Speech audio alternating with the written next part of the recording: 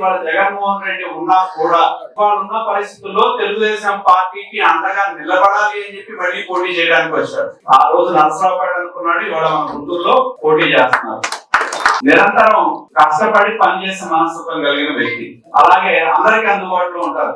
వాళ్ళకి మనం ఇవ్వాల్సింది ఏంటంటే ఫస్ట్ ధైర్యం ఇవ్వాలి. మేమున్నాం మీకోసం మేము పనిచేస్తామనే ఒక ధైర్యాన్ని మనం ఇస్తే వాళ్ళు ఎంతకైనా పనిచేయడానికి సిద్ధపడే మనస్తత్వం కలిగిన వ్యక్తి మా సోదరుడు చంద్రశేఖర్. కాబట్టి ఏంటంటే ఊరికి కొత్త కాదు, రాజకీయాలకి కొత్త కాదు, ఆలోచనలకి కొత్త కాదు, చేయాలనే తపన ఉంది, చేయాలనే కోరిక ఉంది, కష్టపడాలనే మనస్తత్వం ఉంది. ఇవాళ మన నియోజకవర్గంలో ఉన్న కార్యకర్తలందరికీ ఈ వేదిక ద్వారా తెలుగుదేశం పార్టీ పార్లమెంట్ అభ్యర్థిగా రేపు ఎన్నికల్లో బ్రహ్మసాని చంద్రశేఖర్ గారు పోటీ చేస్తారు.